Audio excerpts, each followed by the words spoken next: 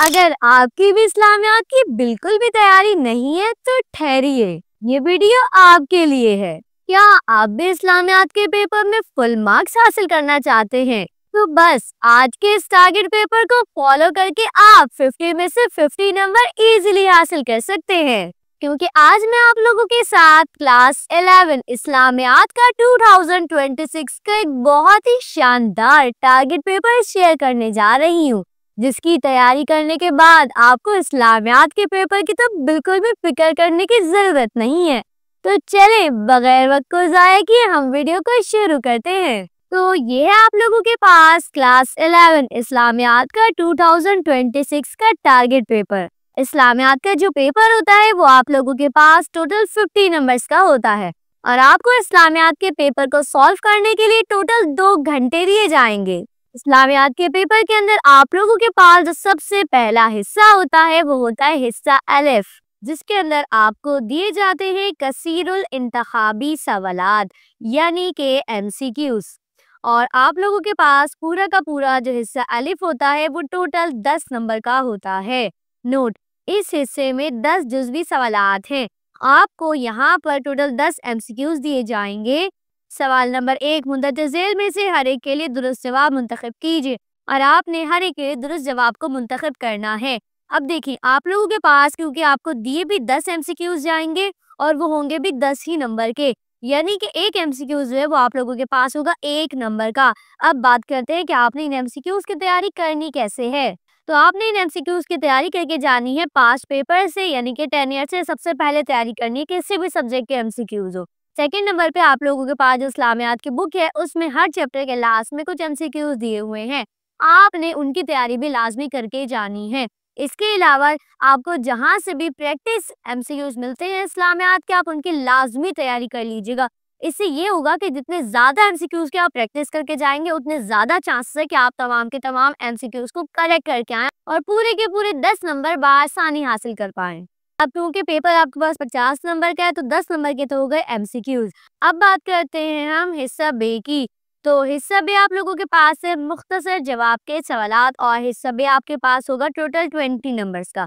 जी हाँ, देखिए 10 नंबर का था हिस्सा अलिफ यानी कि एमसीक्यूज, 20 नंबर का हिस्सा बे और 20 नंबर का हिस्सा जीम, तो कुल मिला के होंगे 50 नंबर। ठीक है, नोट, इस हिस्से से तमाम सवालात के जवाब तहरीर कीजिए। अब यहाँ पर आपने बड़े गौर से सुनना है क्योंकि ना हिस्सा बे के अंदर आपके पास 2 सवाल दिए जाएंगे। ठीक है, सबसे पहला सवाल यानी कि सवाल नंबर 2 आपके पास है मुंदरज झेल कुरानी आयात और अहादीस में से किसी 3 का उर्दू, सिंधी या अंग्रेजी में तर्जुमा व तशरीह तहरीर कीजिए।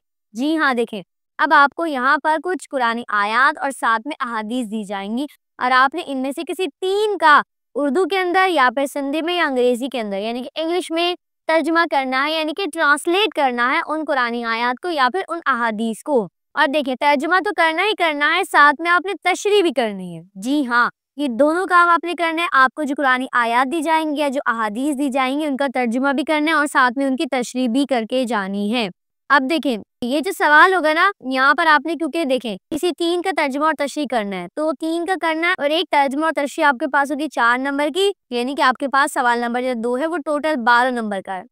ठीक है, अब 12 नंबर का है पूरा का पूरा सवाल नंबर 2, जिसमें आपने 3 आयत या हदीस का तर्जुमा करना है। 4 नंबर की एक होगी, यानी कि हम ये कह सकते हैं कि 2 नंबर का आपका तर्जुमा होगा और साथ में 2 नंबर की आपकी तशरीह होगी, तो कुल मिला के होगा ये आपके पास 4 नंबर। तो देखिए तर्जुमा तो आपने एज इट इज याद करके जाना है, क्योंकि जाहिर सी बात है अगर कोई आयत आती है या कोई हदीस आती है तो ऐसा तो नहीं है ना कि आप उसे खुद ही तर्जुमा कर लेंगे, तो ऐसा तो पॉसिबल नहीं है। तो जो मैं आपको आयत या हदीस बताऊं आपने लाजमी तौर पर उनका तर्जुमा याद करके जाना है। इसके अलावा उनकी जो तशरीह होगी वो 2 नंबर की होगी। तो देखें अगर आपको तर्जुमा आता होगा तो आप बासानी तशरीह भी कर सकते हैं। अव्वल तो देखिए अब आप बड़ी क्लास में आ गए, कोशिश करिएगा खुद से लिखने की। ठीक है, लाजमी तौर पर तशरीहों को पढ़ लीजिएगा, समझ लीजिएगा कि क्या लिखना है, कैसे लिखना है और फिर कोशिश करिएगा कि अपने पास से भी आप लिख सके। ठीक है, देखिए आप लोगों के पास जो तशरीह होगी वो 2 नंबर की होगी, तो 2 नंबर के लिए आपने कोई बहुत ज्यादा पेजेस लिखकर आने नहीं है, क्योंकि जितना मर्जी लिखकर आ जाए मिलना आपको 2 नंबर ही है। ठीक है, सो आप करेंगे क्या, आप तकरीबन मैं आपको बताऊं तो आप जो तशरीह लिखेंगे तकरीबन हम कह सकते हैं कि आप 5 से 6 लाइन की एक तशरीह लिखकर आएंगे, ठीक है, और साथ में उसका तर्जुमा भी होगा, ठीक है। तो तर्जुमा तो डिपेंड करता है कि आपके पास जो आयत है या हदीस है वो कितनी बड़ी है। बाकी जो आप तशरीह उसके करेंगे तो तकरीबन 5 से 6 लाइन इनफ है, ठीक है। अब जरा हम बात करते हैं कि आपने किन किन की तैयारी करके जानी है और आपकी बुक के अंदर कौन कौन सी आयत क्या कौन कौन सी सूरतें या कौन कौन सी अहादीस दी गई हैं। तो देखिए, सबसे पहले बात करते हैं हम सूरतुल बकरा की। आपकी बुक के अंदर सूरतुल बकरा जो कि कुरान पाक की सबसे बड़ी सूरत है वो ऐड की गई है और उसके तकरीबन 4 रुकू ऐड किए गए हैं। यानी कि अगर हम आयत की बात करें तो आपके पास तकरीबन 39 आयत है सूरतुल बकरा की आपकी बुक के अंदर मौजूद, ठीक है। सूरतुल बकरा आपकी बुक के अंदर पूरी ऐड नहीं करी क्योंकि जाहिर सी बात है, आप लोग खुद पता है कि आपके पास जो पहला पारा है, दूसरा पारा और तीसरे पारे के हाफ तक जाती है, तो इतनी बड़ी जाहिर बात है सूरतुल बकरा है तो पूरी की पूरी ऐड नहीं की गई है, सिर्फ और सिर्फ 39 उसकी आयत आपकी बुक के अंदर मौजूद है, ठीक है। अब बात करते हैं सूरतुल अनफाल की। सूरतुल अनफाल कंप्लीट ऐड की गई है आपकी बुक के अंदर और अगर आयत की बात करें तो तकरीबन आप लोगों के पास 75 आयत हैं सूरतुल अनफाल की। जी हाँ, अंदाजा लगाएं, सूरतुल बकरा की 39 आयत हैं, सूरतुल अनफाल की तकरीबन 75 आयत हैं। तो अगर हम इनको कुल मिलाएं तो ये तकरीबन आपके पास 114 आयतें हो चुकी हैं। तो 114 आयतें हैं आपके पास जिनका आपको तर्जुमा तशरीह याद करनी है, ठीक है। लेकिन मैंने आप लोगों के लिए मोस्ट इम्पॉर्टेंट आयत को बिल्कुल अलग कर दिया है ताकि आप लोग जो है परेशान नहीं हो और आसानी के साथ इन तमाम की तमाम आयत को बासानी याद कर सके। देखें, आप लोगों ने करना क्या है, सबसे पहला काम सूरतुल बकरा की आपने 1 से 10 आयत जो है स्टार्टिंग की लाजमी याद करके जानी है। इसके अलावा 30 और 34, ठीक है, ये 2 आयतें भी लाजमी याद करके जानी है। यानी कि हम कह सकते हैं कि आपको सूरतुल बकरा की तकरीबन 12 आयत याद करनी है, ठीक है। ये मोस्ट इंपॉर्टेंट है, चाहे आप किसी भी ग्रुप से हैं, प्री मेडिकल के, इंजीनियरिंग के, कंप्यूटर साइंस के, आर्ट्स के, कॉमर्स के, ठीक है। आप सब ने ये याद करके जानी है सूरतुल बकरा की स्टार्टिंग की 10 आयतें, तर्जुमा और तशरीह प्लस और आखिर की 30 और 34, ये 2 भी मोस्ट इंपॉर्टेंट है, ठीक है। लाजमी इनकी तैयारी करनी है आपने। इसके अलावा सूरतुल अनफाल की बात करें जिसमें तकरीबन तो देखिए पूरी की पूरी सूरतुल अनफाल आपके पास है 75 आयत, लेकिन आपने इतनी सारी याद नहीं करनी है, आपने करनी है 1, 4, 8, 15, 16, 17, 20 और 28। ये सूरतुल अनफाल के तकरीबन आपके पास 8 आयत है, इनकी लाजमी तैयारी करके जानी है, मोस्ट इंपॉर्टेंट है, ये मोस्ट इंपॉर्टेंट है, ठीक है। मैंने बड़ी मेहनत के साथ आप लोग के लिए टारगेट पेपर बनाया, तो फटाफट से लाइक, कमेंट और सब्सक्राइब करना मत भूलें, ठीक है। तो बस सूरतुल बकरा की आप 1 से 10 आयत कंप्लीट, साथ में 33 और 37 आयत याद करेंगे और सूरतुल अनफाल की आपके पास ये कुछ आयतें दी गई हैं, तकरीबन ये 8 हैं, इनकी लाजमी तैयारी करके जानी है, ये मोस्ट इंपॉर्टेंट है, ठीक है। तो अगर आप सूरतुल बकरा और सूरतुल अनफाल की इन आयत को कर लेते हैं तो बासानी आप लोग पेपर दे सकते हैं। अब जरा बात करते हैं हदीस की। अच्छा, एक बात याद रखें, आप जानते हैं कि 2025 के अंदर जब सिलेबस रिड्यूस हुआ था तो जो मॉडल पेपर जारी किया गया था उसके अंदर हदीस के पोर्शन को अलग कर दिया गया था। लेकिन उससे पहले यानी कि 2024 से उससे पहले वाले सालों में आयत और हदीस जो है वो इकट्ठी आती थी। अब क्योंकि मे बी 2025 के अंदर क्योंकि सिलेबस चेंज हुआ था तो उन्होंने हदीस के पोर्शन को अलग किया है, तो हो सकता है अब की दफा 2024 का ही जो पेपर पैटर्न है फॉलो किया जाए, यानी कि कुरानी आयत व हदीस को इकट्ठा दिया जाए। बहरहाल आपको कुरानी आयत या हदीस इकट्ठे दें या फिर अलग अलग इनका पोर्शन करें, आपको परेशान होने की जरूरत नहीं है। बस अगर इन्हीं को कर लेंगे जिनको मैं आपको बता रही हूँ, इन्हीं आयत की इन्हीं हदीस की तैयारी कर लेंगे तो फिर आपको जरा सी भी टेंशन लेने की जरूरत नहीं है, क्योंकि अगर पोर्शन अलग भी कर देते हैं आयत या हदीस का तब भी आप कर लेंगे और अगर इकट्ठा दे देते हैं तो तब भी आप लोग बआसानी कर लेंगे, ठीक है। हदीस की बात करें तो आप लोगों के पास जो टोटल हदीस दी गई है बुक के अंदर वो आप लोगों के पास है टोटल 20, ठीक है। टोटल 20 हदीस आप लोगों को दी गई हैं जिनकी आप लोगों ने तैयारी करके जानी है। मैं आपको सजेस्ट करूंगी कि आप स्टार्टिंग की 1 से लेकर 10 हदीस कर ले, ठीक है। 1 से 10 हदीस कर लेंगे तो काफी हो जाएगा, ठीक है। आराम से इंशाल्लाह अगर इकट्ठा पोर्शन दे तब भी हो जाएगा और अगर हदीस के पोर्शन को अलग किया तब भी आप लोग बआसानी कर लेंगे, ठीक है। तो 1 से 10 आपने हदीस की तैयारी लाजमी करनी है, तर्जुमा प्लस तशरीह सूरतुल अनफाल की इन आयत की यानी कि 1, 4, 8, 15, 16, 17 और 20 और 28 की लाजमी तैयारी करनी है और सूरतुल बकरा की 1 से 10 और 30 और 34, ठीक है। तो ये था आप लोगों के पास तर्जुमा व तशरीह का पोर्शन जो कि काफी इंपॉर्टेंट है क्योंकि ये 12 नंबर का है आप लोगों के पास, ठीक है। तो अगर आपने इनकी बहुत अच्छे से तैयारी कर ली बासानी 12 नंबर मिल जाएंगे इंशाल्लाह, ठीक है।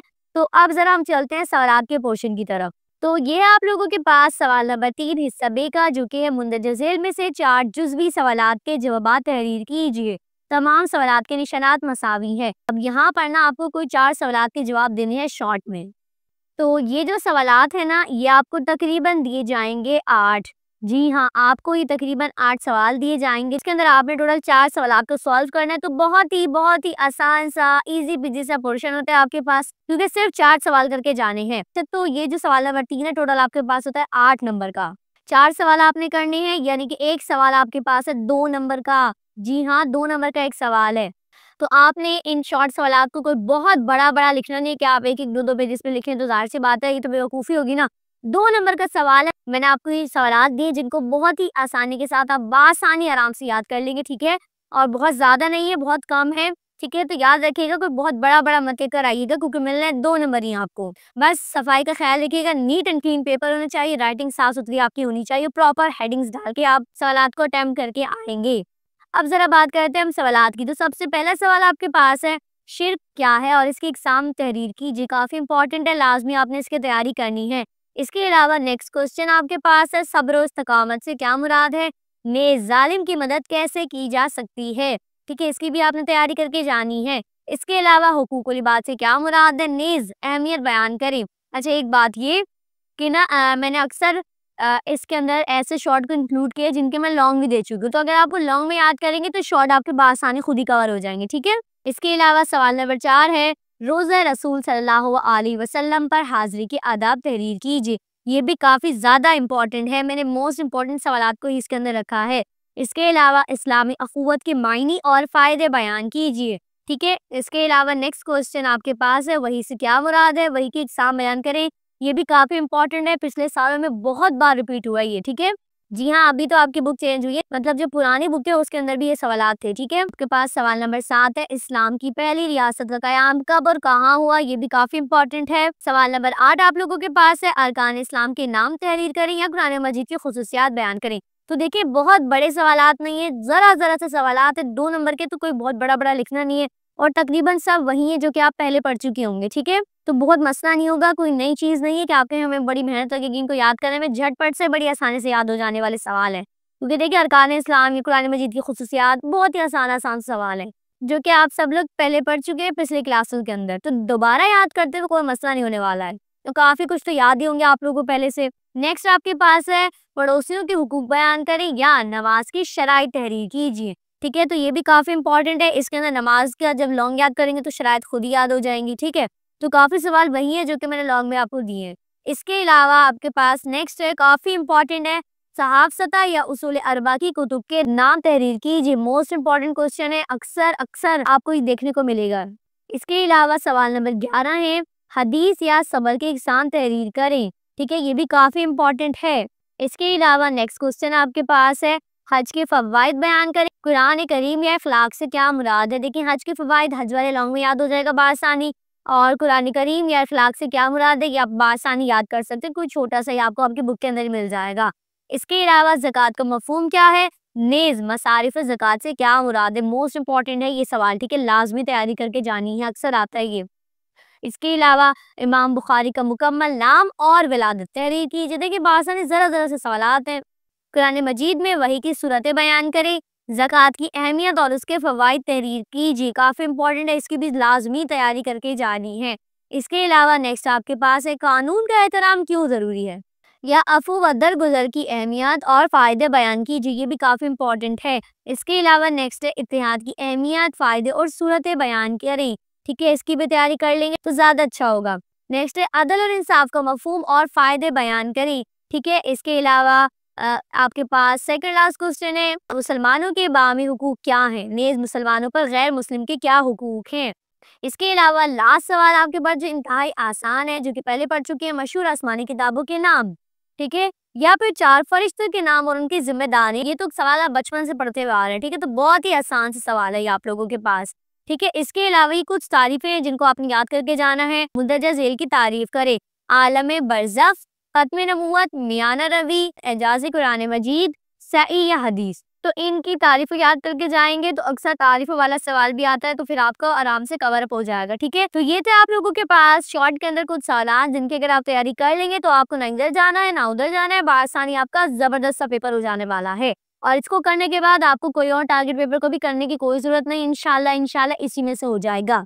और सेकंड बात ये कि अगर कोई स्टूडेंट मेरे चैनल पे पहली बार आ रहा है या मेरी वीडियो को पहली बार देख रहा है और उसको डाउट है कि क्या मेरे टारगेट पेपर को फॉलो करे या नहीं, तो मैं आपको बताती चलूँ कि आपको मेरे चैनल के ऊपर पिछले साल के टारगेट पेपर मिल जाएंगे, जिनको देखकर बआसानी आप लोग अंदाजा लगा सकते हैं कि मेरे टारगेट पेपर कितने % हिट हुए थे। अब जरा हम चलते हैं मोस्ट इम्पोर्टेंट यानी कि हिस्सा जीम, बयानिया सवालात के जवाबात, निशानात 20 नंबर का आपके पास हिस्सा जीम होता है।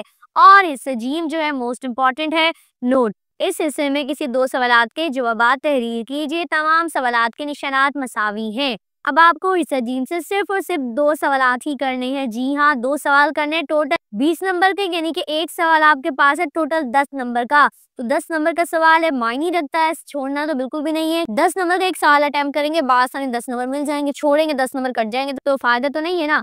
तो तमाम के तमाम सवालात को लाजमी आप लोगों ने अटेम्प्ट करके आना है, ठीक है। अच्छा, अब ना हम बात करें कि आपको यहाँ पे कितने सवालात दिए जाएंगे। तो देखिए यहाँ पर हिस्सा जीम में तकरीबन आपको 4 सवाल दिए जाएंगे या फिर एक सवाल में ना या होता है, तो हम कह सकते हैं कि आपको तकरीबन 5 सवाल दिए जाएंगे, जिसमें से आपने 2 सवाल करने हैं, ठीक है। मोस्ट इंपॉर्टेंट है, लाजमी करके जाएगा जिन सवालात को मैंने टारगेट पेपर में ऐड किया है।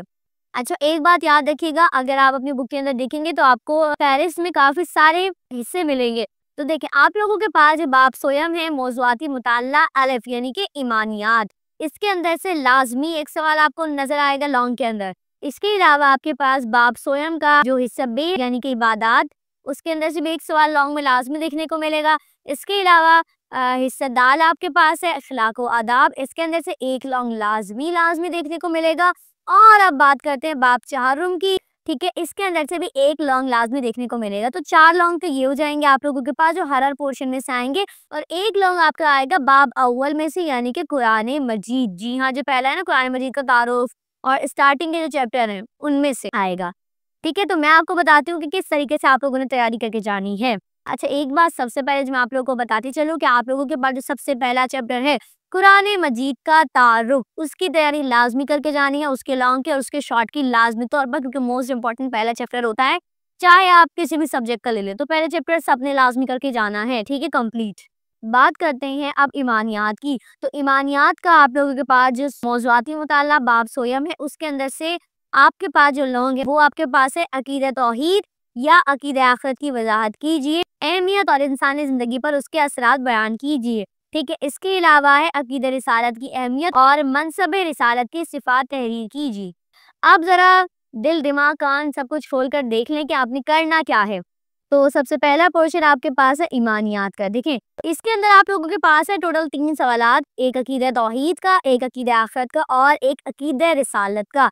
अब देखें आप लोगों ने करना क्या है, आपने इन तीनों सवालात को याद नहीं करना है, आपने इन तीनों में से कोई 2 सवालात याद करने हैं। अब एक मिनट, अपनी मर्जी से याद नहीं करना, जो आपको आसान लग रहा है आपने वो याद कर लिया, ऐसा कुछ नहीं करना है।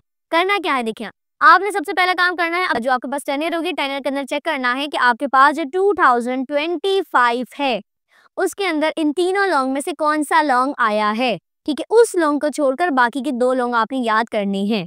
तो जैसे कि अगर हम बात करें तो प्री मेडिकल है, चाहे इंजीनियरिंग वाले हैं या होम इकोनॉमिक्स वाले, क्योंकि इन तीनों का जो पेपर है वो एक ही आता है। तो 2025 के अंदर आप लोगों के पास आया है अकीदा आखिरत। आपने अकीदा आखिरत को हटाकर अकीदा तौहीद याद करना है और अकीदा रिसालत।